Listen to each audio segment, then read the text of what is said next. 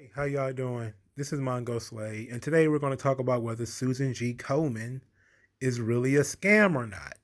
So this thread is born out of a comment CM Punk made in 2015, October 15th, October the 5th, 2015.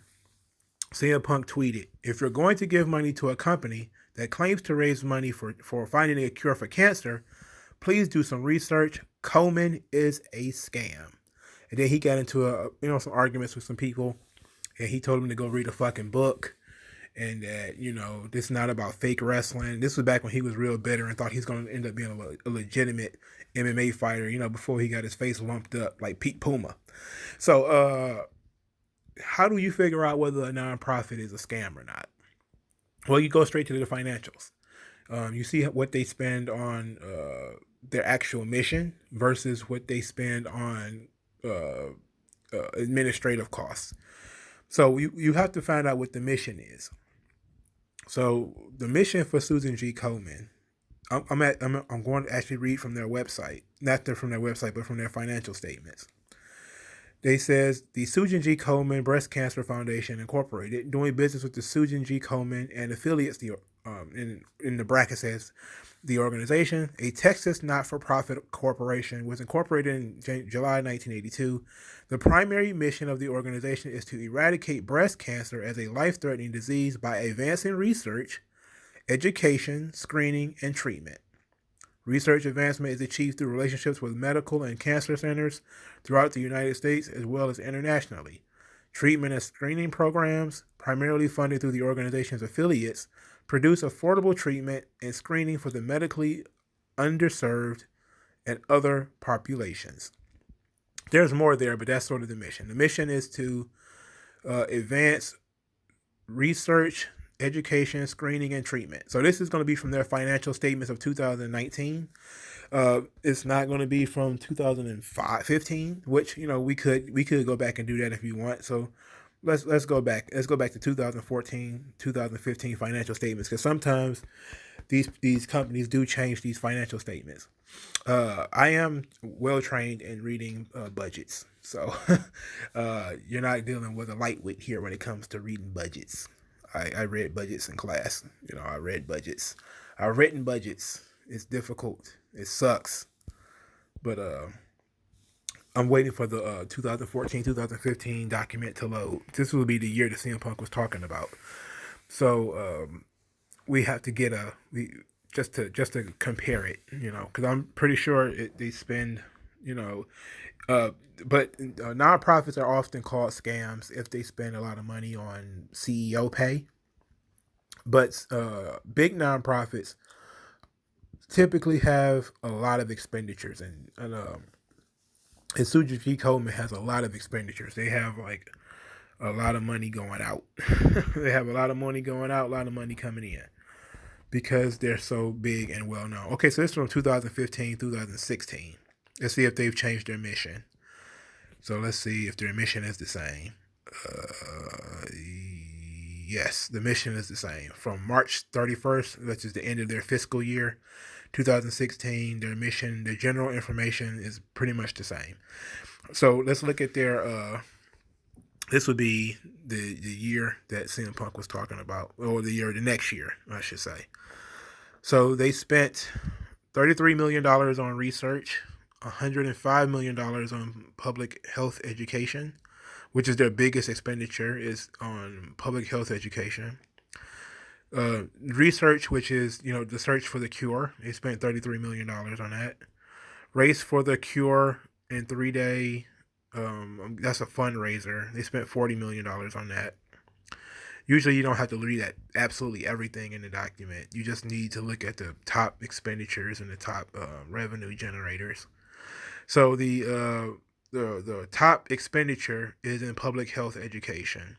They spent $105 million of their total program services of $179 million. They spent 105 on it of it on public health research. I don't see they spent $23 million on general and administrative support. So that would be support services. Support services were $57 million that year of their total expenses. So the program services of all their program services, the combined was $179 million. This was in 2015, 2016, or year ended 2016. So this would be the fiscal year CM Punk was talking about, because it would be October 15th. So it'd be their fiscal year begins March the 31st apparently, or ends March the 31st. So that means they were in this 2016 fiscal year when he made that comment. And they spent $179 million on their total program services and $57 million on their total support services, which would include their administrative costs. And that's pretty nuts. $179 million, 105 of it on public health education. Let's see what the breakdown of public health education would be. Let's see, it would be marketing and other communications, primarily contributed goods and services, would be $38 million.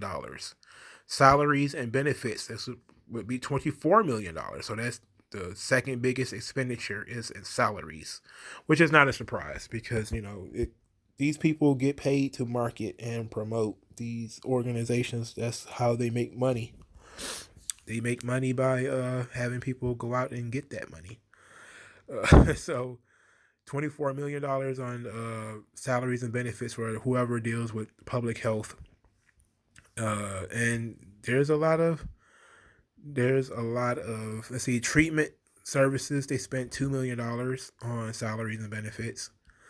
On research, they spent $5 million. I'm rounding down, by the way. So I'm not rounding up. If I was to just round to the nearest whole number, it would be $25 million for public health education in 2016. And but they spent a lot of money on marketing. Marketing seems to be their biggest expenditure. They spend a lot of money on marketing, which is not surprise. You may see the same thing with American Red Cross or some other very well-known charities. They spend a lot of money on marketing, TV commercials, pamphlets, stuff like that. They spend a lot of money on that crap.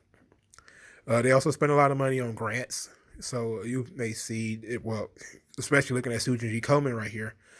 They spent a lot of money on research grants, $25 million. So $22 million on health screenings. So the health screenings are pretty important, and so is the research. But they spend more money on public health education than they do on health screening and research. So it depends on whether you think what a scam is. If you think that spending more money on public health than the research is a scam, then they're a scam. If you don't think so, then they're not a scam. But this was just in 2016. Let's see if it's changed. Let's look at 2019. Let's see, in 2019, not much has changed. They spent $43 million on marketing. $43 million on marketing. They spent $24 million on awards and grants for research. $17 million on salaries and benefits for public health educators. $3 million for researchers. Their public health was $92 million. The research, $28 million. So if you think that the research is the most important thing, or the health screenings, they definitely spend more money on marketing. So that would depend on how you feel about that. But my question would be this. My whole thing with this Suchin G. Komen thing, I don't have a problem with Suchin G. Komen as an organization. My issue is always that male athletes are roped into doing breast cancer stuff, which is primarily, of course, beneficial to women. But you never see either female athletes or really male athletes either do anything for prostate cancer, which only men can get. And I know some people will say there's no such thing as, men can get pregnant and all that crazy stuff. I know how the world works today. I'm not paying that any attention.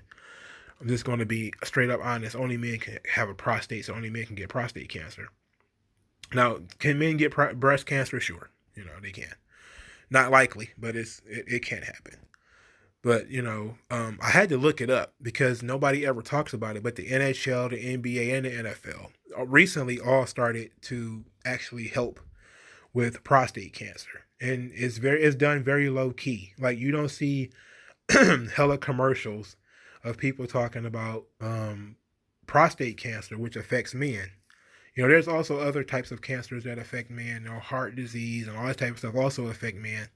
But because it doesn't affect women, you don't see, the pink ribbons everywhere like you see with they don't have cute pink ribbons where you'll have all these guys, they'd be forced to wear the pink ribbon because they want to respect Susan G. Komen and the fight against breast cancer. And if you actually looked at how much money male prostate cancer awareness is, it is not nearly what Susan G. Komen would get. Not nearly. Not nearly. Nobody cares about dudes. And it's unfair because, they tap all these athletes and all these male organizations to get money for their breast cancer awareness. Like I remember when I was in college, that was a thing. The sororities would be out like, oh yeah, don't you care about your mom and your sister? And what if you have a daughter one day? She could get breast cancer. And then dudes would just be looking at them and they would feel the heat. And then they would be like, men could get breast cancer too, And then dudes just keep looking at them. And they'd be like, we do stuff for prostate cancer. Because because they already know, like, dudes are waiting for the what's in it for me, But, they really do a good job of getting out there. And, women's issues have a way of becoming crisis. It's a crisis when it's, just a few women who get cancer. And I'm not saying not to trivialize it. That's a bad thing to get cancer. But it is not, it's not fair that you tap the male athletes to pay for all of the female stuff. Like it's already bad enough, especially for the NBA. They're funneling money from the NBA to the WNBA. So if the women can have a basketball league and they have to support the goddamn breast cancer awareness, they might as well just adopt every fucking woman in the country, And then half the fucking players are on child support. They might as well adopt all the women in the country. They're taking care of broads. They're taking care of strippers. Pans. They got wives. They got so many people tapped into the NBA. It's unfair. It's ridiculous. But, I don't got nothing against breast cancer awareness. I just think that if that Susan G. Komen probably isn't the best choice. I wouldn't say that it's a scam. I would say that they just have different priorities, that they don't focus purely on the cancer research or these health screenings, which are directly more interesting than public health education and teaching people about breast cancer. I mean, that's fine. You could teach people about breast cancer, that's fine. But we're supposed to be trying to come up with a cure, right? So we should want them to spend more money towards the cure. But that's up to you. If you think that it didn't sound right that they spend more money on marketing than they do on. I think I already dropped it. I already dropped it, but they spend like a lot of money on marketing. But again, it's the same as the American Red Cross. These big charities, they typically spend a lot of money on marketing. That's how you know who they are. Habitat for Humanity, they spend a lot of money on marketing. PETA is another one. PETA does a lot of weird stuff. But I really just decided to look at the Susan G. Komen because they have this relationship with WWE.